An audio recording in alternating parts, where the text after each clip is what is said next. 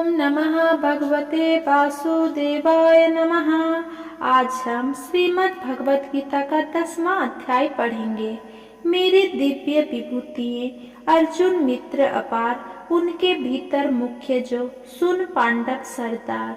पक्षी गण में गरुड़ में, पशुओं में हूँ शेर, देवी में मैं विष्णु हूँ, गिरिन में मैं सुमेर। शत्रुधारियों में हूँ मैं कौशल्या सूत राम, बलधारियों में मित्र बर, मैं हूँ विप्र बल प्रिय बलराम।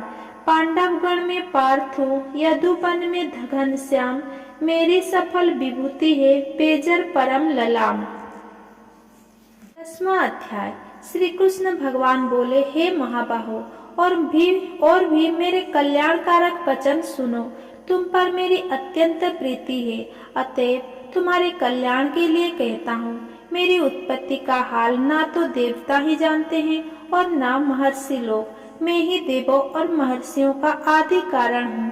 जो मुझे अजन्मा, अनादि और सब लोगों का ईश्वर मानते हैं, वे सब मोह रहित, उनके पाप नष्ट हो जाते हैं। बुद्धिमान, क्षमा, सत्य, दम्भ, सम, सुख, दुख, जन्म, मरण, भय, अभय, अहिंसा, ममता, संताप, तप, दान, यश, अपयश इत्यादि जो अनेक प्रकार के भाव है, वे सब मुझसे उत्पन्न होते हैं। 7 महर्षि और उनके पहले 4 मनुष्य मेरे मन से उत्पन्न हुए। जो मनुष्य मेरी इस विभूति को भली भांति जानते हैं, वे निश्चय योग से सिद्ध होते हैं, इसमें संदेह नहीं। यह जानकर कि मैं ही सबको उत्पन्न करता हूँ और मुझ में ही सब की प्रवृत्ति होती है, विवेकी प्राणी मेरी उपासना करते हैं। वे मुझ में अपने चित्त और प्राणों को लगाकर एक दूसरे को समझाते हुए भजन करते, सदा संतुष्ट और सुखी रहते हैं। चित्त को सावधान करके प्रीति पूर्वक भजन करने वाले को मैं ऐसा बुद्धि योग देता हूँ, जिससे वे मुझे प्राप्त कर लेते हैं। उन पर अनुग्रह करके मैं उनकी बुद्धि में स्थित हो दिव्यमान ज्ञान देता हूँ। अर्जुन ने कहा, आप परम ब्रह्म हो, परम धाम हो, परम मित्र, अचल और दिव्य पुरुष हो, आदि देव हो, अजन्मा हो, सन्यासी हो।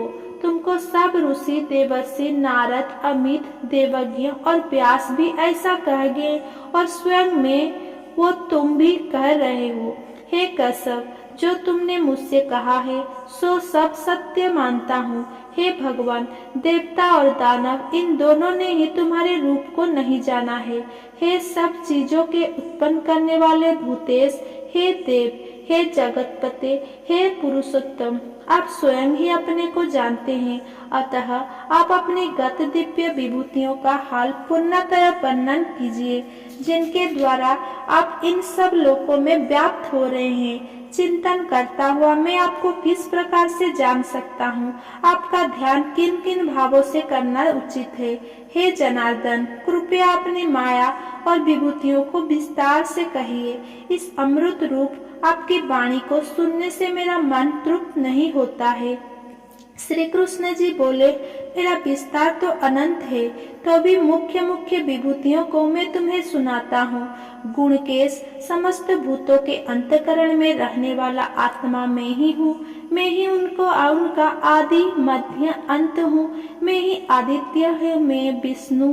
प्रकाशकों में अनेक किरणों से भूषित सूर्य, मरुदगण में मरीच, नक्षत्रों में चंद्रमा मैं ही हूँ। मैं वेदों में सामवेद, देवों में विष्णु, इंद्रियों में मन और भूत मात्र में चैतन्य में ही हूँ। रुद्रों में शिव, यक्षों में कुबेर, अष्ट वस्तुओं में अग्नि और पर्वतों में सुमेरु में ही हूँ। हे पार्थ, पुरोहित में बृहस्पति, सेनापतियों में स्कंद और जलाशय में समुद्र में ही हूँ। महर्षियों में भृगुवाणी हूँ, अक्षरों में ओमकार, यज्ञों में जप और स्थावरों में हिमालय में ही हूँ। वृक्षों में पीपल, देवर्षियों में नारद, गंधर्वों में चित्ररथ, सिद्धों में कपिल मुनि, वेदों में अमृत से उत्पन्न उच्चश्रवा, गजेंद्र में ऐरावत और मनुष्य में राजा मैं ही हूँ। धातुओं में वज्र, गौओं में कामधेनु, प्रजा की उत्पत्ति करने वालों में कामदेव और सर्पों में वासुकी मैं ही हूँ। नागों में शेषनाग, जलचरों में वरुण, पितरों में अयरमा और शासन करने वालों में यमराज मैं ही हूँ। शुद्ध करने वालों में वायु, शस्त्रधारियों में राम, नदियों में गंगा मैं ही हूँ। हे अर्जुन, मैं सब प्राणियों का आदि, मध्य, अंत, विद्याओं में आध्यात्म विद्या और वाद विवादों में वाद में ही हूँ। अक्षरों में ओमकार, समासों में द्वंद्व, अक्षय कोख और चार मुख वाला ब्रह्मा भी मैं ही हूँ। सबको हरने वाली मृत्यु, भविष्य में होने वाले पदार्थ की उत्पत्ति, स्त्रियों में कीर्ति, लक्ष्मी, वाणी, स्मृति, मेधा, द्रुति और क्षमा में ही हूँ। सामवेद में ब्रह्म सवा, छंदों में गायत्री, मासों में मार्गशीर्ष और ऋतुओं में बसंत में ही हूँ। यादवों में वासुदेव, पांडवों में अर्जुन, मुनियों में व्यास और कवियों में शुक्र में ही हूँ। दमन करने वालों में दंड, जय चाहने वालों में नीति, गृहा पदार्थ में मौन तथा ज्ञानियों में ज्ञान में ही हूँ। और हे अर्जुन, भूत भाव का जो बीज है वो भी मैं ही हूँ। मेरे अतिरिक्त चराचर भूत कुछ भी नहीं है। हे परंतप, मेरी दिव्य विभूतियों का अंत नहीं है। ये विभूतियों का विस्तार मैंने संक्षेप में कहा है। जो जो वस्तु ऐश्वर्यवान, शोभायमान और यशवान है, उन्हें मेरे ही तेज के अंश से उत्पन्न हुआ जानो। ही जानो कि मैं अपने एक ही अंश से इस संपूर्ण जगत में व्यापक हूँ। 10वें अध्याय का महात्म्य। श्री नारायण जी बोले, हे लक्ष्मी जी, अब 10वें अध्याय का महात्म्य कहता हूँ, तू श्रवण कर। बनारस नगर में एक धीरज नाम का ब्राह्मण रहता था। एक दिन शिव जी के एक गण ने उस ब्राह्मण को मरा हुआ पड़ा देख और फिर शिव जी से जाकर कहा, हे स्वामी, इसने कौन सा पुण्य किया है जिससे भली जगह मृत्यु पाई। इसको चारों बातों भली आग बनी है।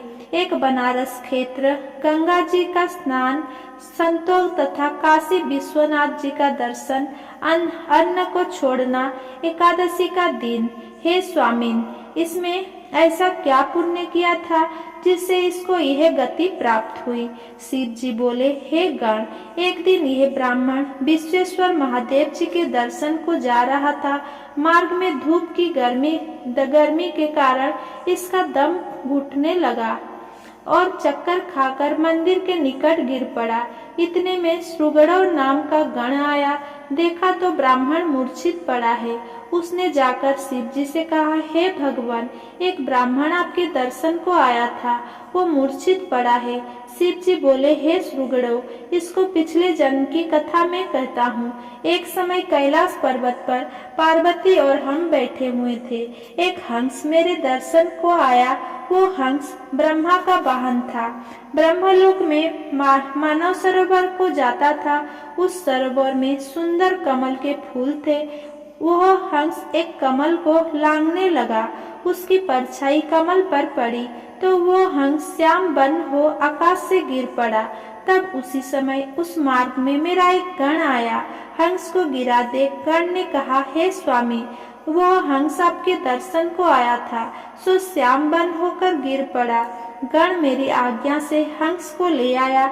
मैंने पूछा, हे हंस, तू श्याम बन क्यों हुआ? हंस ने कहा, मैं आपके दर्शनों को आ रहा था। मानव सरोवर में कमल के फूल खिले हुए थे, उनको लांग कर आया। उससे मेरी देह श्याम बन हो गई और मैं आकाश से गिर पड़ा। कारण मैं नहीं जानता।